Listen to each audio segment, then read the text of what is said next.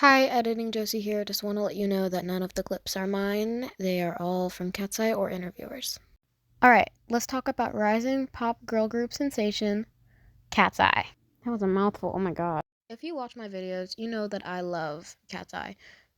But they're getting kind of questionable, to say the least. Although the girls are great, their label, fans, and dances are getting out of hand. Okay, I'm gonna start things off by talking about Internet Girl! Internet Girl is Catseye's new hit single, but people seem to really hate it. Fans have gone so far as to accusing Hybe, Catseye's label, of writing the song with AI. Although I do find the lyric, I'm getting out of... Sorry, let me try that again. I'm getting out of you! Followed by the abrupt, eat zucchini line. Slightly strange. I think that's kind of the point of the song, that it's weird and it sounds like a little bit off. Guys, come on, it's called Internet Girl. A similar thing happened with their song Gnarly. At first, fans seemed to absolutely hate it for its uniquer sound, and they had really never done anything like it before. But over time, people came to love it. I think a similar thing will happen with Internet Girl. People will come to love it even if they dislike it now. I don't know if icons will ever stop making the Manon and Laura's child jokes, but they're kind of funny, so it's okay. I do feel like the song kind of fits their beautiful chaos era, because it's extremely chaotic, but the girls sound great. Let's get into the fans. This segment may trigger some people, but we'll see. If you know anything about K-pop, you know that the fans can get very toxic. Although Catseye's fans, or icons, are better about this, there is still some controversy about them. Recently, certain creeps have been making deepfakes of several K-pop idols, including Katseye members, especially Katseye's Yoonchae, the youngest of the group, who is barely 18. This kind of behavior from fans is what makes people view the K-pop community as weird or something they don't want to be a part of. Luckily, there has been a movement done by very kind people that are trying to stop this kind of thing from happening to innocent K-pop idols. Although most of the K-pop community is not like this, there are many people that are. And that is what gives the K-pop and Katseye community bad rep. These people are also using AI to make these deepfakes. I'm going to make a bold statement and say that I don't like AI. It's extremely bad for our environment and people's minds. I'm not going to get too in-depth about AI, but if you want to know more about it, I will link a very good video by Delilah or Decaying Peach in the description. Some quote-unquote fans are saying that Laura and Manon are the visual holes of the group. I completely disagree with this because also Laura is my bias and Manon is a close second, but that's also just flat out racist. I posted a video about it a while ago and it actually did pretty well. Some people have also said that Yoonchae only got into the group because they wanted a Korean member.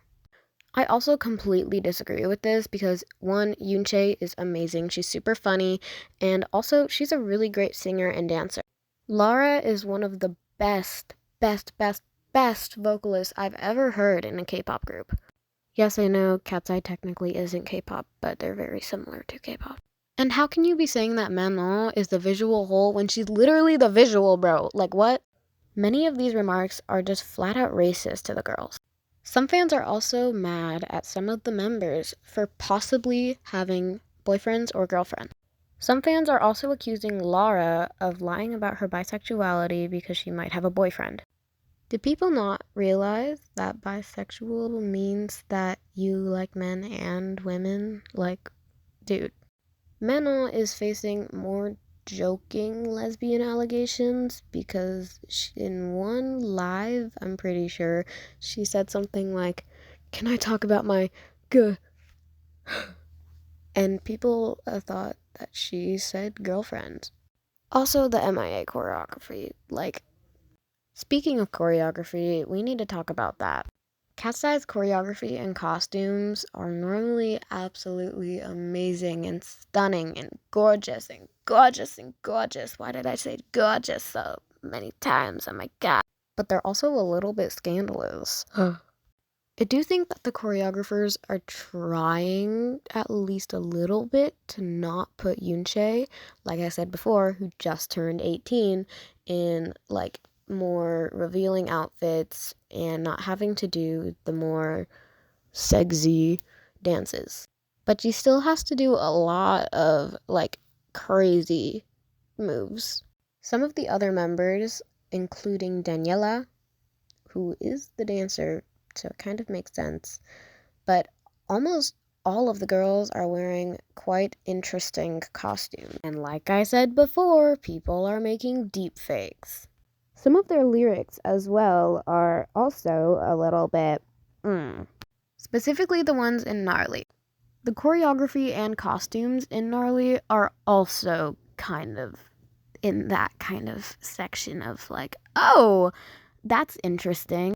Gnarly was definitely a very like big step for Katseye. They had never really done something that was like Gnarly. They implemented so many weird but kind of cool things into it, and I generally love the song, but it's a like just a little bit, just a little bit. There's a lot of the lyrics, especially in the beginning of the song, right before, like, oh my god, this new beat. You can hear that happening in the background. And yeah.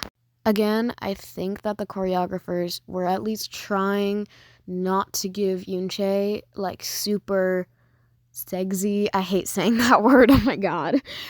They were trying not to give her that kind of choreography because they also gave her a female dancer, which was great because I feel like people would not be happy if she got a male dancer. If we're not talking about Gnarly, most of their lyrics and choreography are pretty PG. Before I wrap this very short deep dive up, I want to talk about how Katseye came to be. Many icons have watched the show Dream Academy or Popstar Academy. For those who don't know, K-pop casting can get a little bit funky. There's a huge group of trainees and they all compete to try and get in a singular pop group. Sometimes it can even get turned into a reality TV show, like Dream Academy.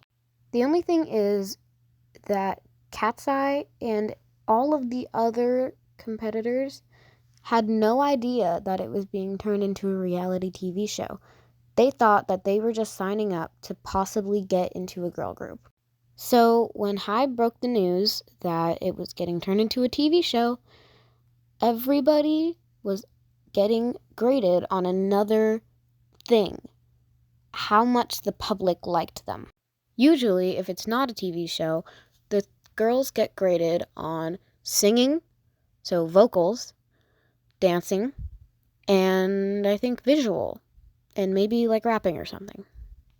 So, the girls that got chosen for the pop group were Lara, Megan.